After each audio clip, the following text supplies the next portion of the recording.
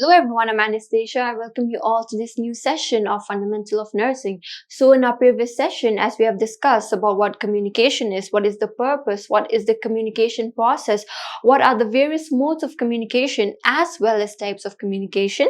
In today's session, we are going to discuss about the methods of effective communication. So as we know that communication is the process of exchange of information, ideas, thoughts or belief between one person and the other. So here, in order to make this communication effective, it is very necessary that we as nurses must acquire certain skills. So in today's session, we are going to discuss about what are those factors, what are those skills that we must acquire. As we all know that when we have a conversation or when there is an exchange of variable communication, this process is a social interaction. So in order to make this interaction or in order to make this passage of communication more effective, there are certain things that we need to take care of. The first one is that we should keep the communication as natural as possible. So whenever we communicate with another person, we should try to make this as natural as possible in order to make it more effective. And also we should have a control on the tone of our voice. Here the tone of our voice also plays a major role whenever you're having a conversation or whenever you are communicating with any person. If you don't have a control on your voice, then the message which you are trying to interpret might be misinterpreted differently by the other person. Or also, being a nurse, it is very important that you must keep all these things in mind, because when you interpret the message or when you communicate any information to the patient or to the family members, how you communicate it with what tone plays a major role.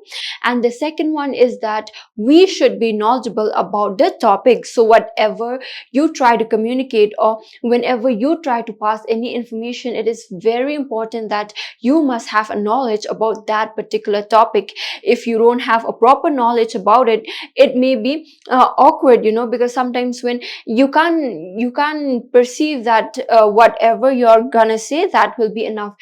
Sometimes when even you communicate, they may have some doubts, or they may ask you, some other questions. So before you communicate, you should make sure that you as a nurse must have an accurate knowledge about that particular topic, so that you will be answerable for any of their question.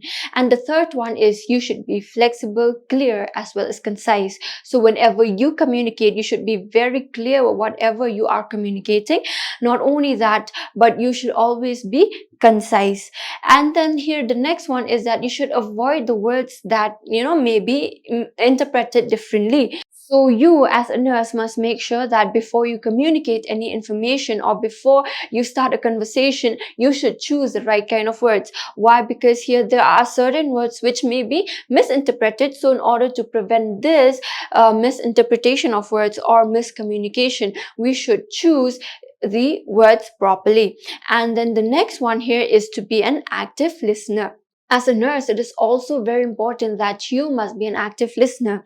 Here, you must be an active listener not only for the patient or for their family members, but also for the other healthcare team professionals as well. As we know that, a nurse is a person who is in charge of the patient. So here, whatever, the patient or the family members communicate to you, you must listen to them attentively. And as well as if the other healthcare members, orders or, advise you to perform any procedures for the patient or to carry out whichever treatment, then you must also listen to them attentively, so that you will be able to perform all these functions effectively. And the last one is we should use therapeutic touch while we are communicating. As I've said in our previous session, that touch also plays a major role. Here, if a person is emotionally unstable, if a person is sharing something about himself or herself which you can't help but by the use of this touch, you can emotionally comfort them.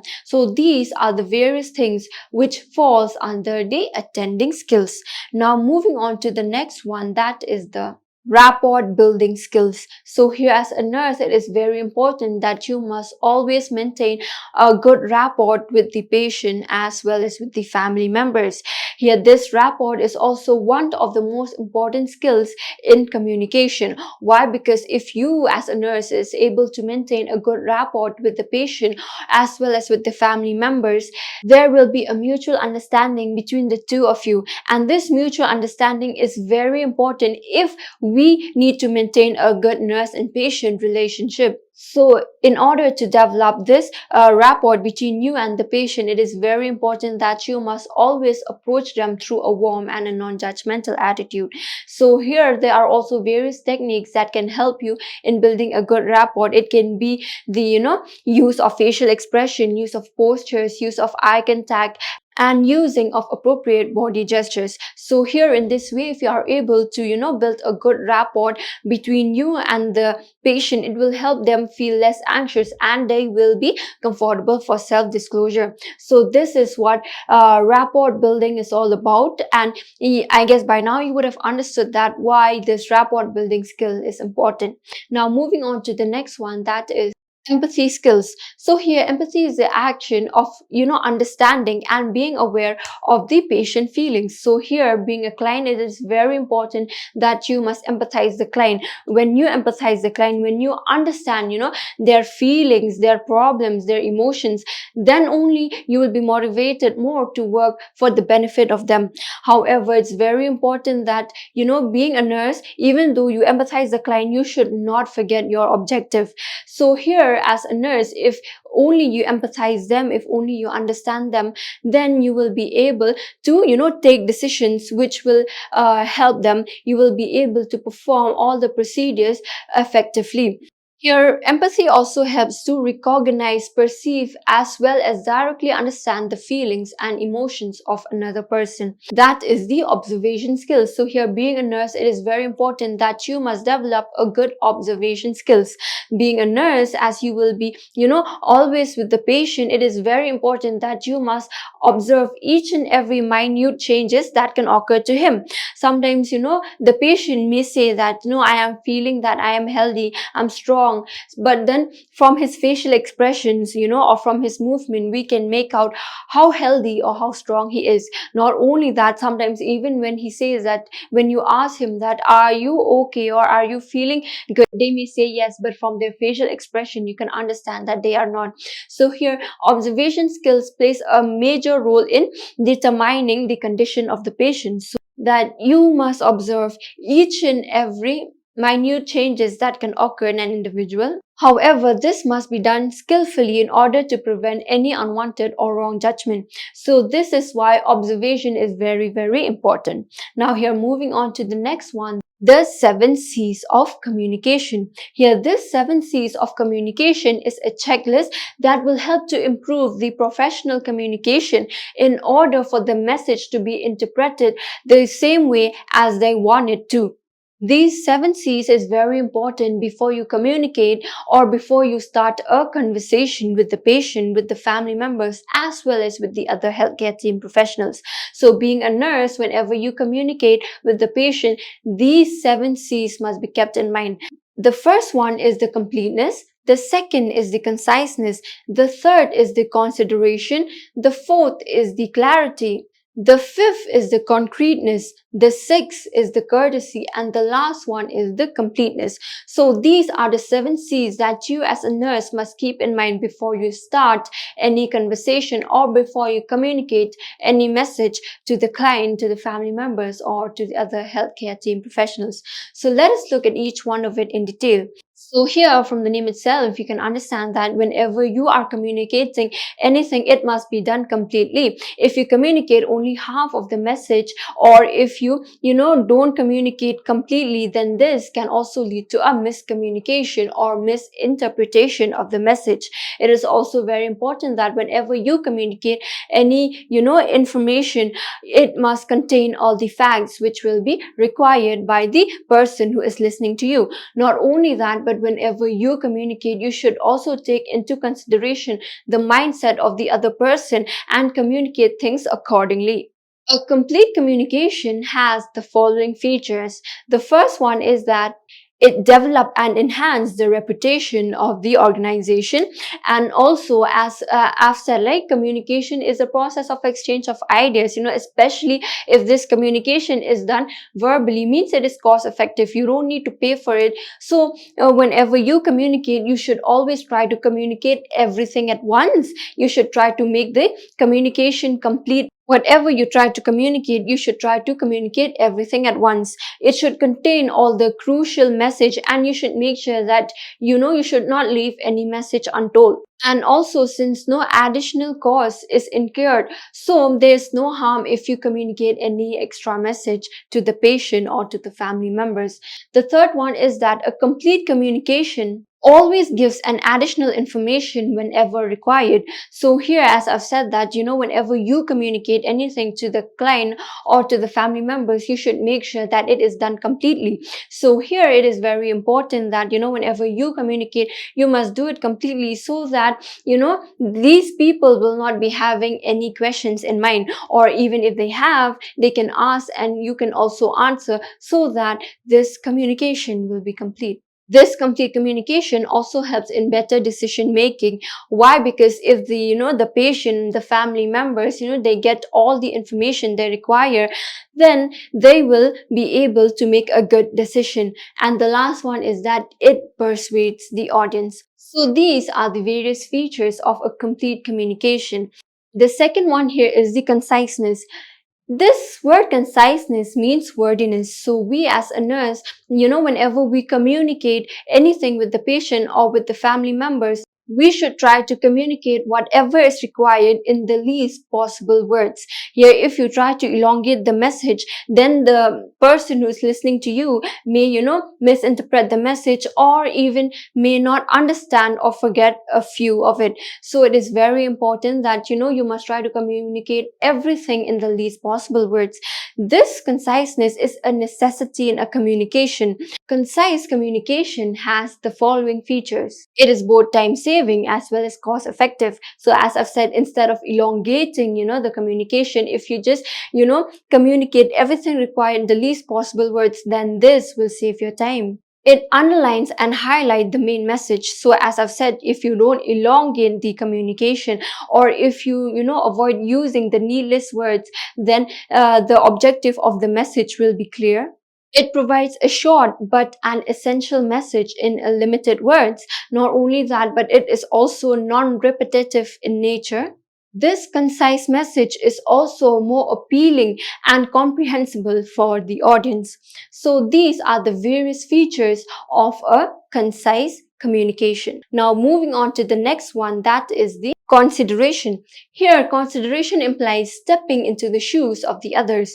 An effective communication must take the audience into consideration. So, in order to make the communication effective, it is very important that you must consider the educational background of the person, mindset, as well as their viewpoint. As a nurse, you must also try to understand their emotions, their problems, as well as their requirements. You should also make sure that the respect of the audience is maintained and that their emotions are not harmed. The features of a considerate communication is as follows. The first one is that you should emphasize on you approach. You should also empathize the patient or the family members, as well as show that you have an interest. Why? Because if you empathize them, if you show that you have an interest, then this will stimulate a positive reaction from the patient or the family members. You should also show optimism towards your audience. That means positivity. So instead of talking about the negative things, or questioning them about things which will bring on negative thoughts, you should also show optimism towards your audience. That means positivity. So as a nurse, you should lay stress, on the positivity. You should, try to question or try to talk about all the positive things which will bring positive thoughts. For example, emphasize more on what is possible rather than what is not possible. You should also lay stress on the positive words such as commitment, healthy, help, etc. The next one here is clarity. So here, as a nurse, it is very important that whenever you communicate anything, be it with the patient, with the family members, or with the other healthcare team professionals, it must be clear. How can it be clear? Only if you stress on one message at a time. So whenever you communicate anything, you should try your best, to communicate one thing at a time. Why? Because if you do so, they will get a better understanding. Imagine if you pile up, so many information which needs to be communicated at once, then this can lead to confusion or even sometimes miscommunication. So you should always try to emphasize on a specific message or a goal at a time and then move on to the next. So here, this clarity in communication has the following features. It makes understanding easier, it enhances the meaning of the message, as well as it makes use of an exact, appropriate, as well as a concrete words. The next one is the concreteness. So whenever you communicate, you should make sure that, you should communicate to the point. You should not beat around the bush. If you communicate everything to the point, then they will have a better understanding of whatever information you are trying to communicate. This concrete, also strengthens the confidence of the person. So here, if you know what you are communicating, if you, communicate only the right information as well as to the point, then this will also boost up your confidence level. This concrete message has the following features. It makes use of words that are clear and will also help to build up the reputation. It is supposed with specific facts and figures. Not only that, but it also makes use of words that are clear and the ones which will help to build up their reputation. These concise message are also not misinterpreted. So as I've said that, if you communicate everything to the point rather than beating around the bush, then this message will be clearly understood by the other person and will not be misinterpreted. So now here, moving on to the next one, that is the courtesy. Courtesy in message implies that, the message must show the expression of the sender as well as respect the receiver. So whenever you try to communicate, you must make sure that you must put all your points straight. However, you must also make sure that, you must show courtesy towards the other person. In order to do so, you must be sincerely polite, judicious, reflective, as well as enthusiastic. Courteous message has the following features. It is not biased, it is positive, and is also focused on the other person to whom this is being communicated. It makes use of the terms, which will show that you are respecting the receiver. And not only that, this courtesy implies taking into consideration both the viewpoint as well as the feelings of the receiver of the message. So now here, moving on to the last one, that is the correctness. So this is a very important element in the 7 C's of communication. Why? Because, if message is misinterpreted, or if you, interpret the wrong message, then this can lead to a big confusion. So you must make sure that whatever you are communicating must be correct and up to the point. If you communicate the right kind of things, then only this communication will be effective. This correct communication has the following features. That is, the message is exact, correct, and well timed. If whatever you are communicating is correct, then it will also boost up your confidence level. This correct message also have a greater impact on the person who's listening to you. Why? Because if they know that you are communicating the right kind of things, then they will be able to trust you. So these are the various features of a correct message communication. So now here we have come to the end of this topic. So in today's session, we have discussed about what are the various methods in order to make a communication effective. We have also discussed that it's very important for a nurse to have a good attending skills, to have a rapport building skills, empathy skills, as well as the observational skills. We have also discussed about the 7 C's of communication. That is the completeness, conciseness, consideration, clarity, concreteness, courtesy, as well as the correctness of the message. So I hope you guys have understood this topic. I'll be meeting you guys in another session whereby we will discuss about the furthermore topic of this particular unit. So until then, have a good day. Thank you.